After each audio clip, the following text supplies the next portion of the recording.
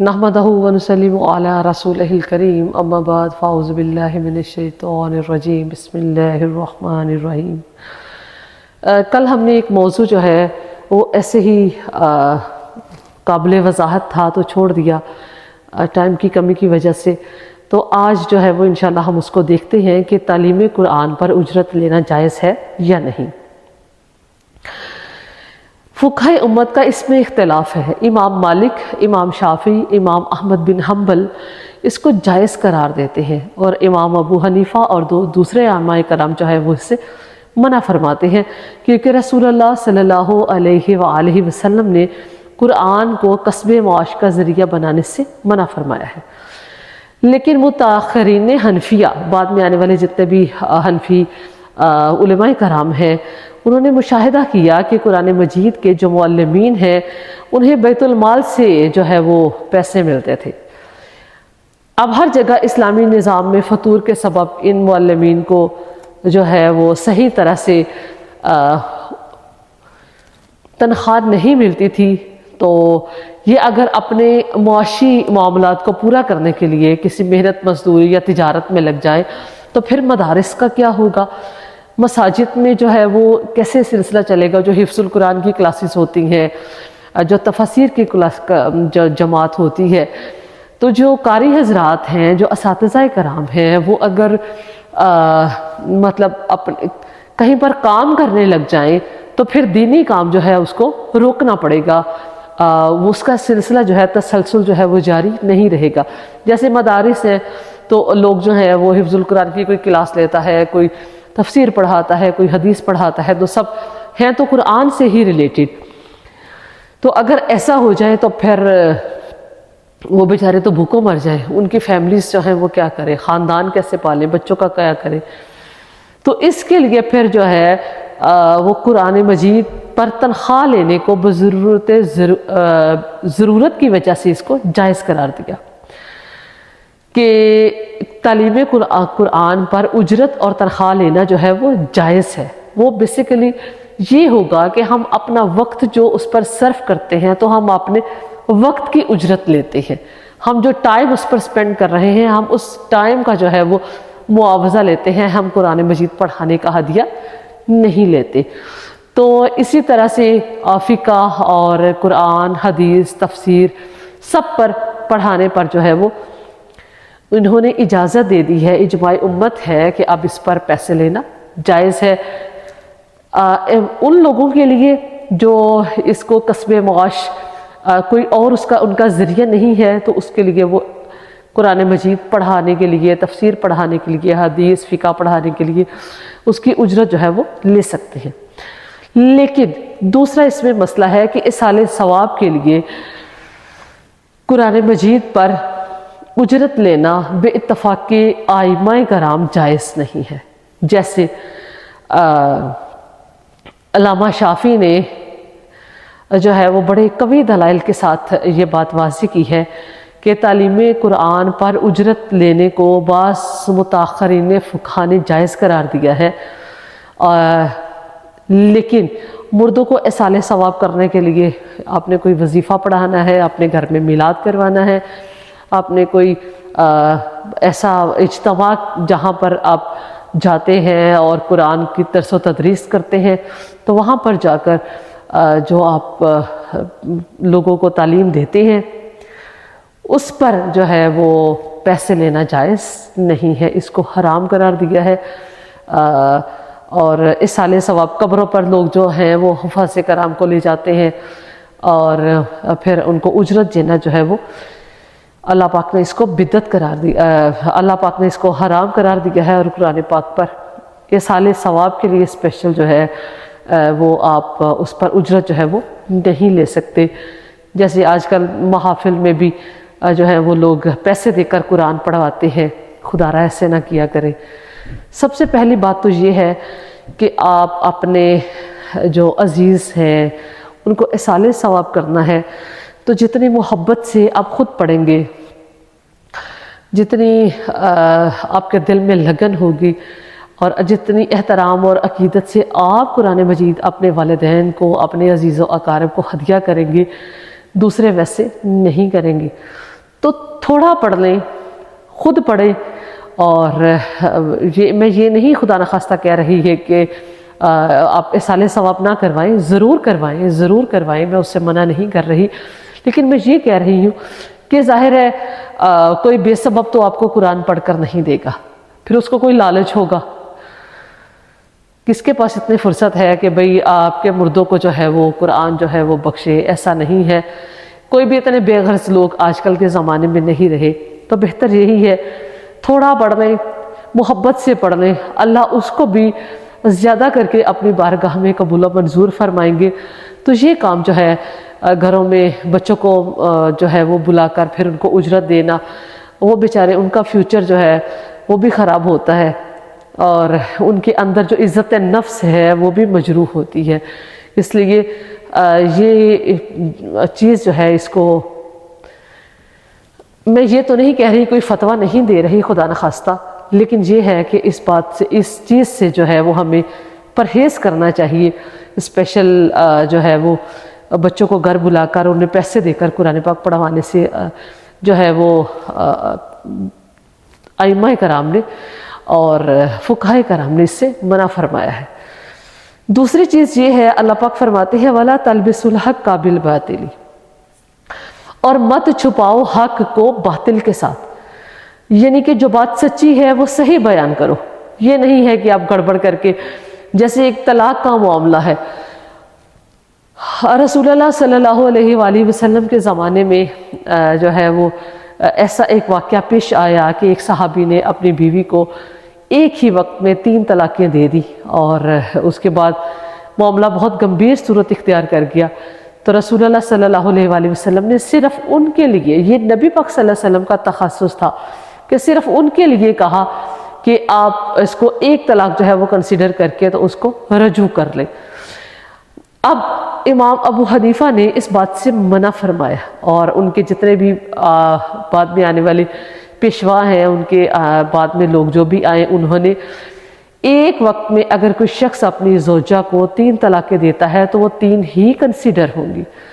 لیکن ہمارا جو طرز عمل ہے وہ ہم اپنی بات کو جو ہے وہ پروف کرنے کے لیے، اس کا دلائل دینے کے لیے ہم اس حدیث کو جو ہے وہ اپنا رہنما بناتے ہیں، اور 3 طلاقوں کو 1 طلاق کنسیڈر کر کے تو ہم بقیہ زندگی جو ہے اس کو حرام گزارتے ہیں. اور اس کے بعد جو بچے پیدا ہوں گے وہ بھی آپ کو پتہ ہے ناجائز، اور اپنی ساری زندگیاں جو ہیں وہ حرام کاری میں گزار دیتے ہیں. تو اس لیے اللہ پاک نے کہا وَلَا تَلْبِسُوا الْحَقَّ، اور مت ملاؤ حق کو بالباطلی، باطل کے ساتھ. اللہ پاک کہتا ہے تمہیں پتہ ہے وَأَنْتُمْ تَعْلَمُونَ، اور تم جانتے ہو اس بات کو.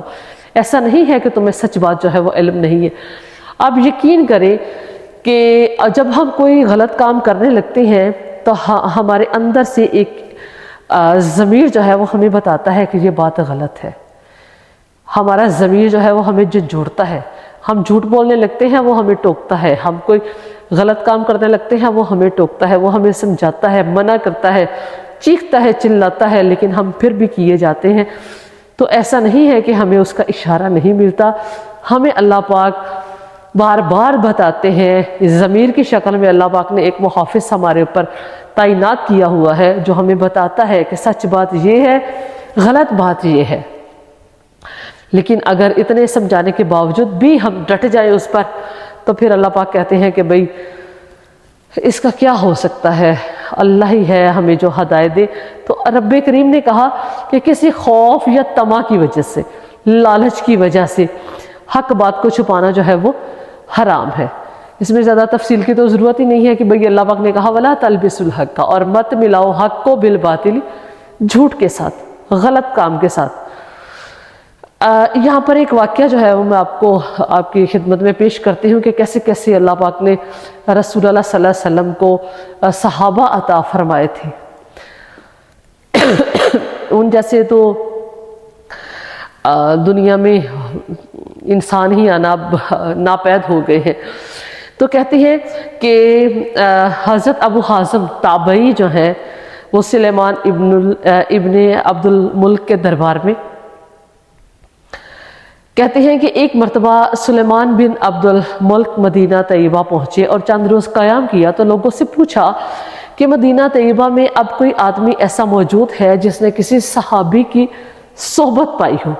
لوگوں نے بتایا ہاں، ابو حازم ایسے شخص ہیں۔ سلیمان نے اپنا آدمی جو ہے بھیجا اور انہیں بلایا۔ جب وہ تشریف لائے تو سلیمان نے کہا اے ابو حازم، یہ کیا بے مروتی اور بے وفائی ہے؟ ابو حازم رحمہ اللہ نے کہا آپ نے میری کیا بے مروتی اور بے وفائی دیکھی؟ سلیمان نے کہا مدینہ کے سب مشہور لوگ مجھ سے ملنے آئے، آپ نہیں آئے۔ ابو حازم نے کہا امیر المومنین، میں آپ کو اللہ کی پناہ میں دیتا ہوں اس سے کہ آپ کوئی ایسی بات کہیں جو واقعہ کے خلاف ہے۔ آج سے پہلے نہ آپ مجھ سے واقف تھے نہ میں نے آپ کو کبھی دیکھا، تو ایسے حالات میں تو پھر ملاقات کے لیے آنے کا تو سوال ہی پیدا نہیں ہوتا، تو بے وفائی کیسی؟ سلیمان نے جواب سن کر ابن شہاب زہری اور حاضرین مجلس کی طرف التفات کیا تو امام زہری نے فرمایا کہ ابو حازم نے صحیح فرمایا، آپ نے غلطی کی۔ اس کے بعد سلیمان نے اپنا روح سخن بدل کر کچھ سوالات شروع کیے اور کہا اے ابو حازم، یہ کیا بات ہے کہ ہم موت سے گھبراتے ہیں؟ آپ نے فرمایا وجہ یہ ہے کہ آپ نے اپنی آخرت کو ویران اور دنیا کو آباد کر لیا ہے، اس لیے آبادی سے ویرانے میں جانا پسند نہیں ہے۔ سلیمان نے تسلیم کیا اور پوچھا کل اللہ تعالیٰ کے سامنے حاضری کیسے ہوگی؟ فرمایا کہ نیک عمل کرنے والا تو اللہ تعالیٰ کے سامنے اس طرح سے جائے گا جیسے کوئی مسافر سفر سے واپس اپنے گھر والوں کے پاس جاتا ہے، اور برے عمل کرنے والا اس طرح پیش ہوگا جس طرح بھاگا ہوا غلام پکڑ کر آقا کے پاس حاضر کیا جائے۔ سلیمان یہ سن کر رو پڑے اور کہنے لگے کاش ہمیں معلوم ہوتا کہ اللہ تعالیٰ نے ہمارے لیے کیا صورت تجویز کر رکھی ہے۔ ابو حازم نے فرمایا کہ اپنے اعمال کو اللہ کی کتاب پر پیش کرو تو پتہ لگ جائے گا۔ سلیمان نے دریافت کیا کہ قرآن کی کس آیت سے یہ پتہ لگے گا؟ فرمایا اس آیت سے ان الابرار لفی نعیم و ان الفجار لفی جہیم، یعنی بلا شبہ نیک عمل کرنے والے جنت کی نعمتوں میں ہیں اور نافرمان گناہگار دوزخ میں ہیں۔ سلیمان نے کہا کہ اللہ تعالیٰ کی رحمت تو بڑی ہے، وہ بدکاروں پر بھی حاوی ہے۔ فرمایا ان رحمت اللہ قریب من المحسنین، سبحان اللہ، یعنی اللہ تعالیٰ کی رحمت نیک عمل کرنے والوں کے قریب ہے۔ سلیمان نے پوچھا اے ابو حازم، تم اللہ کے بندوں میں سے سب سے زیادہ عزت والا کون ہے؟ فرمایا وہ لوگ جو مروت اور عقل سلیم رکھتے ہیں۔ پھر پوچھا کہ کون سا عمل افضل ہے؟ تو فرمایا فرائض و واجبات کی ادائیگی حرام چیزوں سے بچنے کے ساتھ۔ پھر فرمایا کون سی دعا زیادہ قبول ہوتی ہے؟ تو فرمایا جس شخص پر احسان کیا گیا ہو اس کی دعا اپنے محسن کے لیے اقرب الی القبول ہے۔ پھر فرمایا صدقہ کون سا افضل ہے؟ تو فرمایا مصیبت زدہ سائل کے باوجود اپنے افلاس سے جو ہو سکے اس طرح خرچ کرنا کہ نہ اس سے پہلے احسان جتلائے اور نہ ٹال مٹول کر کے ایذا پہنچائے۔ پھر دریافت کیا کہ کلام کون سا افضل ہے؟ تو فرمایا جس شخص سے تم کو خوف ہو یا جس سے تمہاری کوئی حاجت ہو اور امید وابستہ ہو، اس کے سامنے بغیر کسی رو رعایت کے حق بات کہہ دینا۔ پھر دریافت کیا کون سا مسلمان سب سے زیادہ ہوشیار ہے؟ فرمایا وہ شخص جس نے اللہ کی اطاعت کے تحت کام کیا ہو اور دوسروں کو بھی دعوت دی ہو۔ پھر پوچھا مسلمانوں میں کون شخص احمق ہے؟ فرمایا وہ آدمی جو اپنے کسی بھائی کی اس کے ظلم میں امداد کرے، جن کا حاصل یہ ہوگا کہ اس نے دوسرے کی دنیا درست کرنے کے لیے اپنا دین بیچ دیا۔ سلیمان نے کہا صحیح فرمایا۔ اس کے بعد سلیمان نے اور واضح الفاظ میں دریافت کیا کہ ہمارے بارے میں آپ کی کیا رائے ہے؟ ابو حازم نے فرمایا مجھے اس سوال سے معاف رکھے تو بہتر ہے۔ سلیمان نے کہا نہیں، آپ ضرور کوئی نصیحت کا کلمہ کہیں۔ ابو حازم نے فرمایا اے امیر المومنین، تمہارے آباء و اجداد نے بزور شمشیر لوگوں پر تسلط کیا اور زبردستی ان کی مرضی کے خلاف ان پر حکومت کی اور بہت سے لوگوں کو قتل کیا، اور یہ سب کچھ کرنے کے بعد وہ اس دنیا سے رخصت ہو گئے۔ کاش آپ کو معلوم ہوتا کہ اب وہ مرنے کے بعد کیا کہتے ہیں اور کیا کہا جاتا ہے۔ حاشیہ نشینوں میں سے ایک شخص نے بادشاہ کے مزاج کے خلاف ابو حازم کی اس صاف گوئی کو سن کر کہا، ابو حازم تم نے یہ بہت بری بات کہی۔ ابو حازم نے کہا کہ تم غلط کہتے ہو، بری بات نہیں کہی بلکہ وہ بات کہی جس کا ہم کو حکم دیا گیا ہے، کیونکہ اللہ تعالیٰ نے علماء سے اس کا عہد لیا ہے کہ حق بات لوگوں کو بتائیں گے، چھپائیں گے نہیں۔ لَتُبَيِّنُنَّهُ لِلنَّاسِ وَلَا تَكْتُمُونَهُ، یہی وہ بات ہے جس کے لیے یہ ساری طویل آیت جو ہے اس کی تفسیر جو ہے اس میں درج فرمائی ہے۔ سلیمان نے پھر سوال کیا، اچھا اب ہمارے درست ہونے کا طریقہ کیا ہے؟ تو فرمایا تکبر چھوڑ دو، مروت اختیار کرو اور حقوق والوں کو ان کے حقوق انصاف کے ساتھ تقسیم کرو۔ سلیمان نے کہا، ابو حازم کیا ہو سکتا ہے کہ اب ہمارے ساتھ رہیں؟ فرمایا خدا کی پناہ۔ سلیمان نے پوچھا یہ کیوں؟ فرمایا اس لیے کہ مجھے خطرہ ہے کہ تمہارے مال و دولت اور عزت جاہ کی طرف کچھ مائل ہو جاؤں گا اور نتیجتاً مجھے بھی اس کا عذاب بھگتنا پڑے گا۔ پھر سلیمان نے کہا، اچھا آپ کی کوئی حاجت ہو تو بتائیے، ہم اس کو پورا کریں گے۔ فرمایا ہاں ایک حاجت ہے کہ جہنم سے نجات دلا دو اور جنت میں داخل کرا دو۔ سلیمان نے کہا کہ یہ تو میرے اختیار میں نہیں۔ فرمایا پھر مجھے اس کے علاوہ اور کوئی حاجت جو ہے وہ نہیں ہے۔ آخر میں سلیمان نے کہا، اچھا اب آپ میرے لیے دعا کیجئے۔ تو ابو حازم نے یہ دعا کی، یا اللہ اگر سلیمان آپ کا پسندیدہ ہے تو اس کے لیے دنیا و آخرت کی بہتری کو آسان بنا دے، اور اگر وہ آپ کا دشمن ہے تو اس کے بال پکڑ کر اپنی مرضی اور محبوب کاموں کی طرف لے آ۔ سلیمان نے کہا مجھے کچھ وصیت فرما دے۔ ارشاد فرمایا مختصر یہ کہ اپنے رب کی عظمت و جلال اس درجہ میں رکھو کہ وہ تمہیں اس مقام میں نہ دیکھے جس سے منع کیا ہے، اور اس مقام سے غیر حاضر نہ پائے جس کی طرف اس نے آنے کا حکم دیا ہے۔ سلیمان نے اس مجلس سے فارغ ہونے کے بعد کچھ چیزیں ہدیۃً ابو حازم کے پاس بھیجی۔ ابو حازم نے ایک خط کے ساتھ ان چیزوں کا واپس کر دیا۔ خط میں لکھا، اگر یہ 100 دینار میرے ان سب کلمات کا معاوضہ ہے تو میرے نزدیک خون اور خنزیر کا گوشت اس سے زیادہ بہتر ہے، اور اگر اس لیے بھیجا ہے کہ بیت المال میں میرا حق ہے تو مجھ جیسے ہزاروں علماء اور دین کی خدمت کرنے والے موجود ہیں، اگر سب کو آپ نے اتنا ہی ہدیہ دیا ہے تو پھر میں بھی لے سکتا ہوں، ورنہ مجھے اس کی کوئی ضرورت نہیں ہے۔ ابو حازم کے اس ارشاد سے اپنے کلمات نصیحت کا معاوضہ لینے کو خون اور خنزیر کی طرح قرار دیا۔ اس سے اس مسئلے پر بھی روشنی پڑتی ہے کہ کسی کی طاعت و عبادت کا معاوضہ لینا ان کے نزدیک جائز نہیں ہے۔ اس لیے اگر انہوں نے انہیں نصیحتیں کی، انہیں کوئی دین کی باتیں بتائیں ابو حازم نے سلیمان کو، تو پھر انہوں نے سمجھا کہ یہ باتیں جو میں نے کی ہیں ان کی اجرت لینا ایسے ہی ہے جیسے کہ خون کا استعمال کرنا یا خنزیر کا گوشت کھانا، جو کہ اللہ پاک نے حرام قرار دیا ہے۔ تو اس لیے یہ بہت چھوٹی چھوٹی باتیں ہیں، ان سے پرہیز جو ہے وہ بہت لازم ہے۔ اللہ رب العزت جو ہے وہ ہم سب کو قرآن کی صحیح طریقے سے خدمت کرنے کی توفیق عطا فرمائے، جیسے قرآن کا ہم پر حق ہے، جیسے ہمارے رب کا ہم پر حق ہے۔ رزق دینے والی ذات تو اللہ کی ہے۔